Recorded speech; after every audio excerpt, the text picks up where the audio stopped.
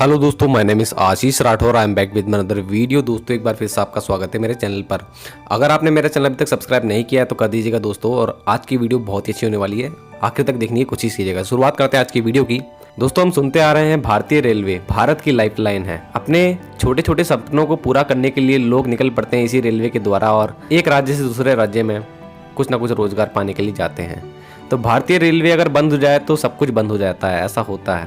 Pandemic में railway ने ये प्रूफ भी कर दिया है। आज मैं बात करने जा रहा हूँ हमारी भारतीय रेल की भी कोई ना कोई लाइफलाइन होगी जिस पर हमारा भारतीय रेल टिका हुआ है। हमारा भारतीय रेलवे जिसके ट्रैक लगभग 1,15,000 किलोमीटर तक फैले हुए हैं और साथ में 67,668 किलोमीटर तक का हमारा रूट है और वर्ल्ड का सेकंड लार्जेस्ट नेटवर्क है और साथ में एशिया का सबसे ज्यादा लार्जेस्ट रेल नेटवर्क है और जो कि ऑपरेट होता है अंडर सिंगल मैनेजमेंट, जिसको मैनेज करती है हमारी भारतीय रेल, मिनिस्ट्री ऑफ रेलवेज। सो दोस्तों इस रेल नेटवर्क को कौन है जो चलाता है? ये ट्रैक्स ही तो है दोस्तों। जहाँ जहाँ ये ट्रैक्स आते जाते हैं वहाँ वहाँ विकास की गति बढ़ती चली जाती है, लोगों के चेहरे पर खुशी आ जाती है जहाँ पर ये ट्रैक्स आ जाते हैं। आखिर इन ट्रैक्स को कौन बनाता है? वही तो इस इंडियन रेलवे की लाइफलाइन होगी। तो मेनली इन ट्रैक्स की जान है रेल्स और इन रेल्स को बनाता है SAIL, steel authority of India limited, जो कि एक महारत्ना कंपनी है, PSU है। और जो सेल है यही है जो सारे के सारे रेल्स बनाने का काम इंडिया में करता है। इसका एक सबसे इम्पोर्टेंट प्लांट जो कि ये रेल्स बनाता है वो है भिलाई स्टील प्लांट, जो कि बहुत ही फेमस है। आप लोगों ने बहुत सी डॉक्यूमेंट्री देखी होंगी, इसके ऊपर एक अलग वीडियो भी बनाने की कोशिश करूंगा। तो भिलाई स्टील प्लांट ने एक बहुत ही बेहतरीन काम कर दिया इंडियन रेलवेज के लिए। आप लोगों का मेरे वीडियो पे कमेंट आते रहते हैं कि इंडियन रेलवे का मिशन रफ्तार चल रहा है, ट्रैक्स का क्या हो रहा है। तो ट्रैक्स के बारे में मैं आपको अपडेट करता ही रहता हूँ।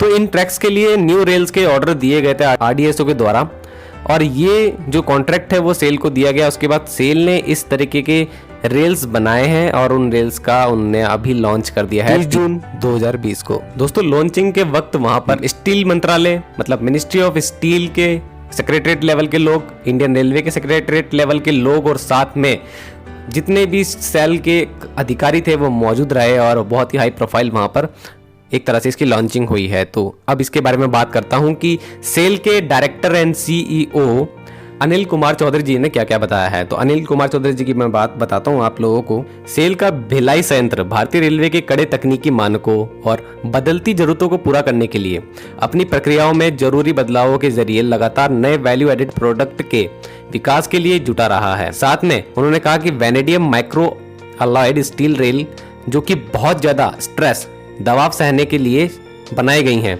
और इनकी जो एबिलिटी है वो मेन ये है कि इनके अंदर हाई यील्ड स्ट्रेंथ होती है। इसके बारे में आगे आपको बताता हूं मैं। इसके साथ उन्होंने कहा कि इसके अंदर मैकेनिकल प्रॉपर्टीज और पुरानी जितनी भी स्टील रेल्स थी उन सभी से बहुत ज़्यादा बेहतर है और यहाँ तक कि यूरोपियन स्टैंडर्ड को भी कई मानकों में पीछे छोड़ती है। ये ऐसे उन्होंने बताया कि यूरोपियन स्टैंडर्ड में इतना ज़्यादा हाई स्पेसिफिकेशन नहीं थी रेल्स को बनाने के लिए जितना उनको ऑर्डर में RDSO ने दी थी। RDSO ने बहुत ही ज़्यादा हार्ड स्पेसिफिकेशन रिक्वायरमेंट उनको बताई थी और उस पर खरा उतरना भिलाई स्टील प्लांट के लिए बहुत ही मुश्किल भी था। तो उन लोगों ने ये काम करके दिखाया, बहुत बढ़िया बात लगी है। साथ में अब आगे उन्होंने यहाँ पर जो एक पोस्ट डाली है उसमें और भी जानकारी दी है। R260 ग्रेड की वेनेडियम अलॉइंग स्टील रेल्स जो हैं बहुत ही ज़्यादा उन्नत है और साथ में 550 मेगा पास्कल से ज्यादा का अधिक दबाव या हम कह सकते हैं स्ट्रेस झेल सकती हैं। इससे पहले जो भी रेल्स थी वो इससे ज्यादा दबाव नहीं झेल पाती थी। आगे आने वाले इंडियन रेलवेज के बहुत ज्यादा बड़े ट्रैफिक को झेलने के लिए ये रेल्स सक्षम रहेंगी, इनकी लाइफ भी बहुत ज्यादा होगी। इस तरीके की रेल्स को 260 मीटर लंबे वेल्डेड पैनल, इसका मतलब इनका कहने का ये है कि दो रेल्स को मिला करके एक पैनल बनाया गया फिर उसको भेजा जा रहा है। फिलहाल 130 मीटर की वर्ल्ड की लॉन्गेस्ट सिंगल रेल बनाने का रिकॉर्ड भी सेल के पास ही है और इन दोनों ही अगर रेल को जोड़ दिया जाए तो 260 मीटर लंबा एक पैनल तैयार हो जाता है, वही भेजा जा रहा है रेलवे को।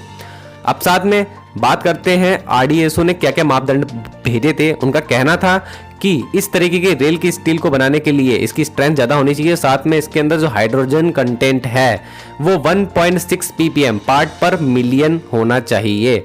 और यहाँ अगर मैं यूरोपियन स्टैंडर्ड की बात करूं तो उन लोगों का कहना है कि वो 2.5 ppm तक मैक्सिमम हाइड्रोजन कंटेंट को अनुमति देते हैं, बल्कि हमारे यहाँ कितना कम है। तो हाइड्रोजन कंटेंट का कम होना कैसे रिलेटेड है वो भी आगे बताऊंगा आपको।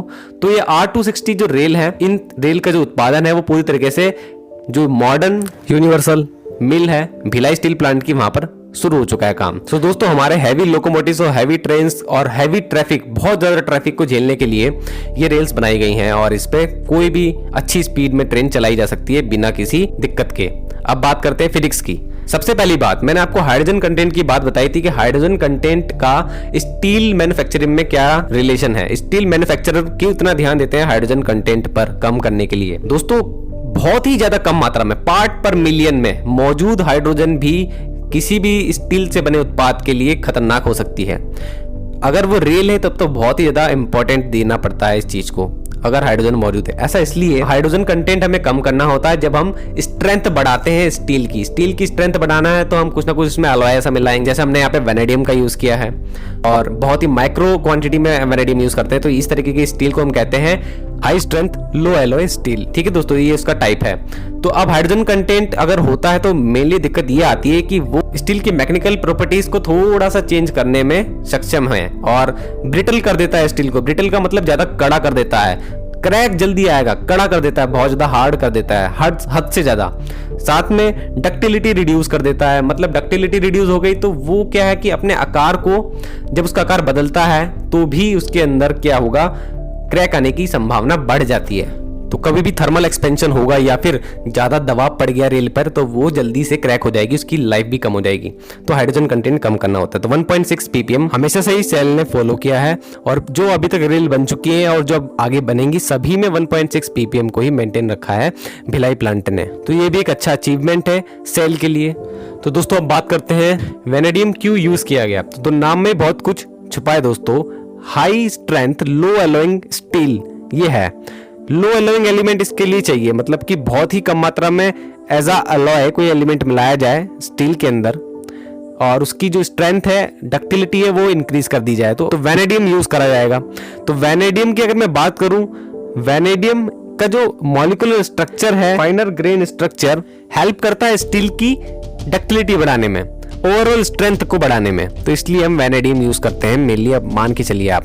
और नायोबियम भी कुछ इसी तरीके से यूज किया जाता है। तो ये सभी के सभी हार्डनेस बढ़ाने के लिए, टफनेस बढ़ाने के लिए स्टील की यूज करे जाते हैं। और दोस्तों स्टील खुद अलॉय है आयरन का।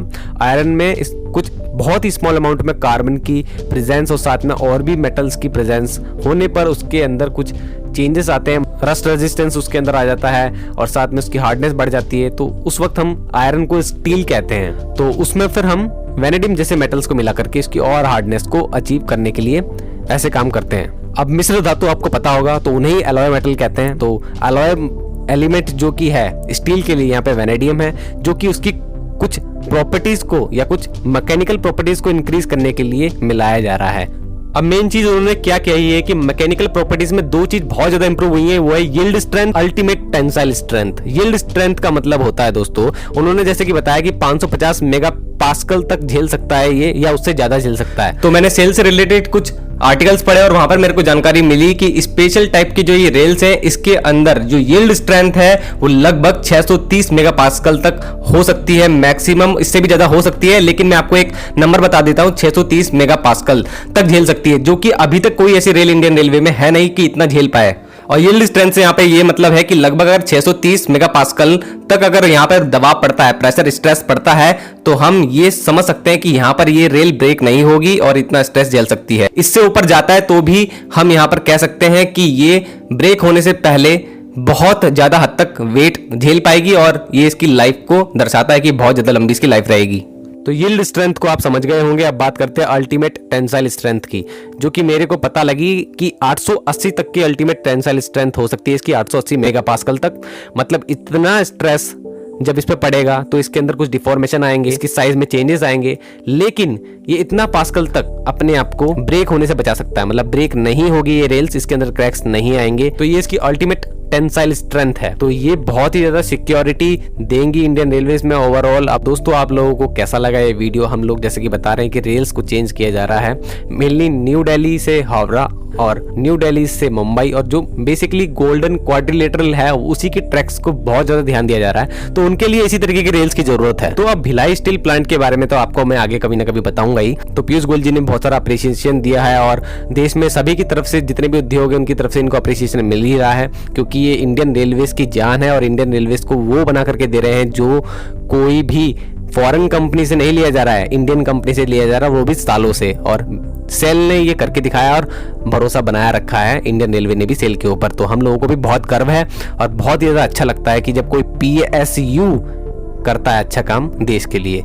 तो दोस्तों आज के लिए इतना ही। वंदे मातरम, भारत माता की जय।